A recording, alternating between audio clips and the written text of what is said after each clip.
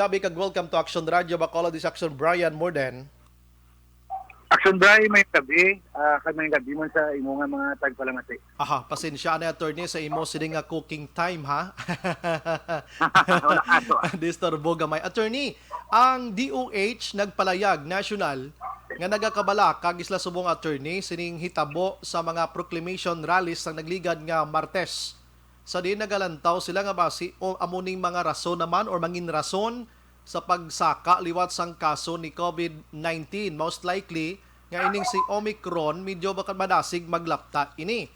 Ang DOH nagpalayag nga basi bla, ano ayhan ang pwede mabulig sang kumilek diri sa aton sa Bacolod attorney? Kaangay sini kay hindi matago dason nga mga sinimana mag-alalabot gina sila diri sa aton, and if the supporters ganay magkadto sa mga rally venues, ang iban daw di na naya kabatya gid attorney sang social distancing. Anong mahimo sang kumilek in advance ni attorney? Yes, Action Bray, no? That's a very, very alarming manggid na sitwasyon, no? In fact, this morning, nag-meet, no, nag-convene ang City Comelec Campaign Committee.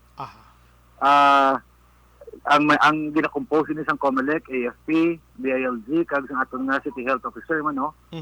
So, hello, Action Bray? Yes, go ahead attorney. Gapamati. Yes, attorney. okay. Bati, okay mo, Joko? Yes, good na good attorney.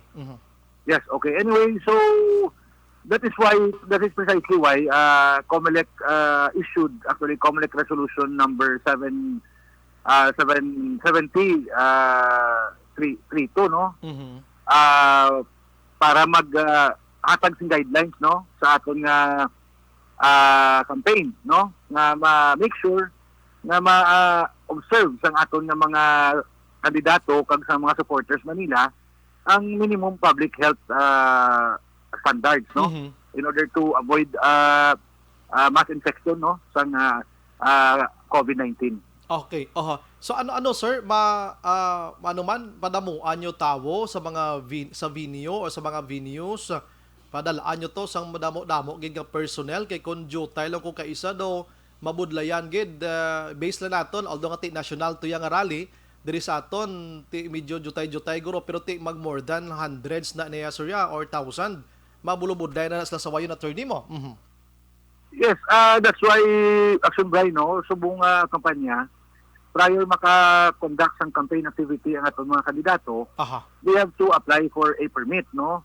So, for example, sa mga meetings na, they have to apply for a permit, and then they have to specify the date, the time, and the venue of their campaign activity, no? And then, kung let's say mga convention nila or mga rally, we will check ang venue nila, kung anong capacity, okay, kung will there be enough room, no, to observe social distancing, no. At the same time, ining mga rallies nila, no, or mga caravans nila, for example, may ari ni mga limitasyon depende sa alert status ng isa ka syudad, no, para sa aton subong alert level 3 category. Ang mga campaign rallies, no, 50% lang sa venue ang pwede maka-attend sa ilang mga rallies. Okay, bayo gid no. At least makit-an in advance gali sang Comelec kag iban pa nga mga agencies, no. A day before sang ila sining rally ti mayo gid na, no. May damo big hambal sige lang, why man ni dakpanay, why man ni hatagay sang citation ticket or ano nga mga penalties dira. Basi amo ni guro nga daw gapawala lang ko kisang publiko attorney. Actually, no, Action Bray, no, prior ko sabi ko ng mangkot mo, ang permit na dapat nga igakwaon sa mga kandidato, it should be the permit should be filed, no, 72 hours prior sa ilang campaign activity, no, kay para kung may ara pa kita sa simpo mag-scrutinize, no, kag mag-check kung ang ilang mga activity, no, mahapos or mas stricto naton nga mapa-comply sila sa minimum health protocols, no. At any rate, no, ang inibala Action Bray ang mga violations, no, sakto na, no, iban nga way kasalig naman lang kay wala may ganakop or way man sing citation ticket. Pero the public should understand that a violation of this number 1 of the Comelec resolution may ara ba na ng penalty. At the same time, under sa Republic Act 1132, no, sa base sa aton na bala nga issue sa IATF, no, may ara man inaasang ano man sang equivalent man nga penalty, no, nga fine, no, ang imprisonment. So basically kung mag-violate kasi ni, no, nga harap-harapan, hindi ka makita naton, pwede actually ikaw dakpon kag mapailan ng tao. Amo nang maayo gid ipabati ta sila subong attorney, labi na gid sa mga organizers ang tagsa-tagsa ni ka mga kandidato, kay para sila mismo among una nga mag-educate sa ila sini nga mga supporters attorney, no, para at least temprano pabalaya kay Miss ang DOH guro hindi man nato malahog-lahogan ning hambal ni Dr. Vergerie nga basi amo ning rason tinakit-ana na nilang sitwasyon attorney. Hindi na ta gusto magbalik pa kay subong nagtahaw-tahaw na di sa Bacolod, no? Do 50 plus na lang sa mga bago. Action Bray, no, dugan pa pagigali, no, after the campaign activity nga i-conduct sa aton mga kandidato, they will have to submit within 24 hours ang affidavit of compliance nila sa aton resolution kag sa minimum public health standards, no. So affidavit ini meaning notarized ini, no. So kung for example libutang mo da sa imong affidavit of compliance that during your campaign activity you complied with the conditions set forth sa COMELEC resolution and then also sa Republic Act 1132. Tapos may ebidensya nga mapakita nga hindi matuod, so may ara pagbutig sa imong affidavit, no. Yes. So again, you will be liable na naman sila, no, sa criminal nga aspeto. Attorney, si COMELEC may ara sang puder nga mag-stop sa rally mismo on the dot kung makit-an nga wala ang intong ang gina-mention mo nga mga compliance daw waay gid na tuma nila during sa ila sining kampanya, attorney. Yes, actually Action Bright kaya naton nga COMELEC campaign committee, no, City COMELEC campaign committee, no. Daw isa ni siya function niya is regulatory kag monitoring mo. So ipakita lang gid naton nga kadelikado na kadtong ginasaway wala gid gamati. For the benefit, no, and then with the safety of the general welfare sang mga tao atong ginaminsar, we can put a stop sa ilang mga activities, no. Pero that's why as early as now, I'm saying na we don't want to do that. Hindi na gusto brahon, no? Para wala balasang magnilay na ibuot, no? Correct, pero kitaya agapatuman lang kita sa aton ng mga guidelines sa aton nga layi, no? So I hope and I really call upon again, no, the candidates and the supporters na ano lang ta sa guidelines, no? Pati yung kita sa guidelines para manisa kayuhan sa tanan. For the first time, guro attorney nga amo ni subong ka stricto kag amo ni subong mas naging kapoy nyo pag attorney, no, bangod sining pandemya attorney, no, sa kumpanya. Actually Asumbray, no, this will be the first time for everyone. First time sa COMELEC, sa PNP, sa mga kandidato, sa media, no, sa tanan ng stakeholders ng election, first time ini nga mga rules, no. So tanan kita it is gonna be tawag natin sila ng mamag-ogid. The trial da. The trial sa aton kung anong effective, ano ang mas mayo nga pagaymuon. Ito first time ini, no. So we ask for the cooperation of everyone, no, para mapatuman ta ang ilang mga activities. Madayon ang aton man nakasubuan maubra taman. I don't know, attorney, kung si COMELEC National Headquarters ninyo nakapadala na sa initial communication, may connection sa ayo bala ni Manila City Mayor kag presidential aspirant subong Isko Moreno nga pasugtan, panugutan ang solo selfie, abi artista siya abi. Attorney, pero bisan sin-o naman lang nga mga presidential balls naton subong kag mga national candidates naton makit-an sang mga supporters makapapicture gid man mo labi na gid nag-uso ning solo selfie nga ini. So mga attorney, anong may bag-o nga guidelines regarding sini? Kay gaayo gito si Moreno mo nga pasugtan. Actually, regarding that, Action Bray, wala pa kita sang directive, no, coming from the main office as of now, no, as of the moment. Pero that's why I also talked to some candidates, no, in the past few days, na nag-inquire sa isang mga aton bago nga patakaran.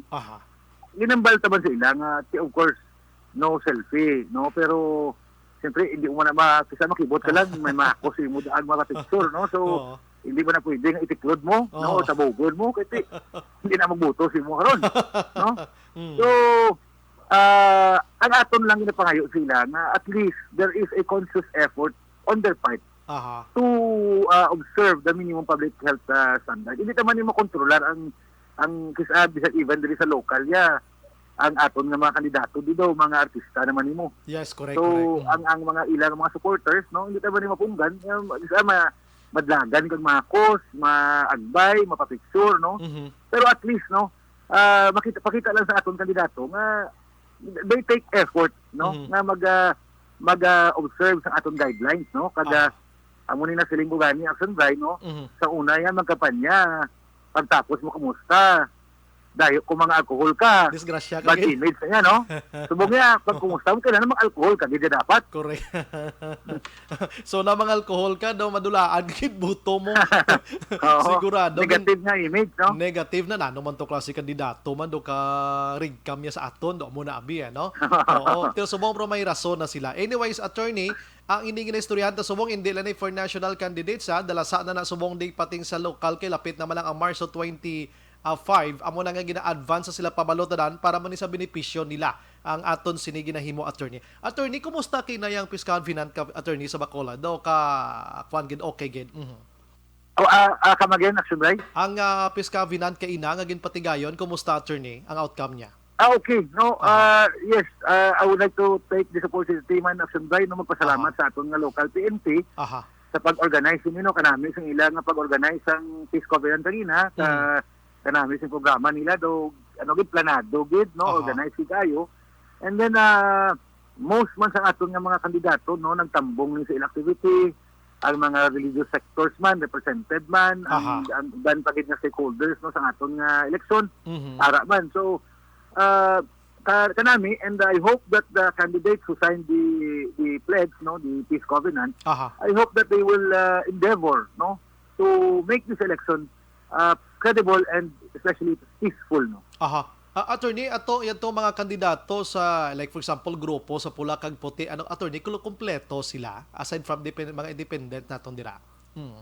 Actually action bright to ang pag-organizing aton PNP no ang ilag initial nga organization is tatlo ka venue para ma-avoid ang ginutok no para ma-observe ang social distancing no. So initially ang plano nila is ang grupo ng administrasyon no sa grupo Progreso dito sila ma-zoom o virtual attendance sila dito sa NGC.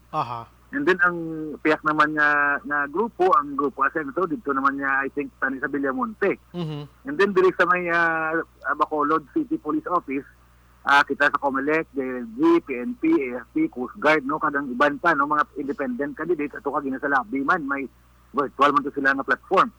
No, but I learned this afternoon, pag-abot ko dito sa BCPO, nga ang grupo ni Anay Congressman, no, Albi Benitez, they already conducted the Peace Covenant, no, yesterday, kay may ara sila conflict sa schedule, nga prior pa, may naka-schedule na sila. Okay. So, nag-ayos sila sa PNP nga kung pwede, kagapon, mauna lang sila sa ilang assignment because hindi sila makatambong sa activity today. No? So, I was informed by our city director regarding sina. But the video presentation or the video footage of their activity yesterday was also flashed on screen kanina. Okay. Na-flash market-an magla isang grupo pula. Kaya gina-expectar sa tanan. Amugin man ang tani mo nga makaatubangay sila bisan litrato or mga nawong lang nila so why gid nagkalahinabo ang attorney no god sa bagay why man ta nabalaan ang ila sining activity man na subong nga adlaw importante may mga pirmahan na attorney kag kabay pa ang ining mga kandidato saksi man ang COMELEC PNP kag iban pa nga agency tumano nila ni para magtawhay kita attorney. Yes, that's right no so that's why again kudos gid no sa aton nga Bacolod City Police Office no headed by Police Colonel Tomas Martir no kanang may gid sang iya pa-organize aton mga kasapo man to sang media agi nga nag-cover kaga kita man to nila nga kanami sang activity to nga no ang ginobra sang PNP naton. Sige attorney last na lang ni buwas attorney umpisa na gid sang pangbaklas nyo attorney no so makit-an nyo nga mga violations or nag-violate sa mga postering no. Yes, tomorrow is our first early in the morning pakita tomorrow. The task force baklas will start no its baklas operations no. So I hope na by the time maglibot na tomorrow ang mga oversized kag mga illegally posted campaign materials Aha. na kuha na sa aton nga mga kandidato kag sa Correct. ilaman nga supporters. Aha. Attorney, salamat sa mga serbisyo. Mayong gabi, mabuhay ka, attorney. Sa God bless ato. Action Brian, madamo man nga salamat. No? Thank you again. Action Firing Line.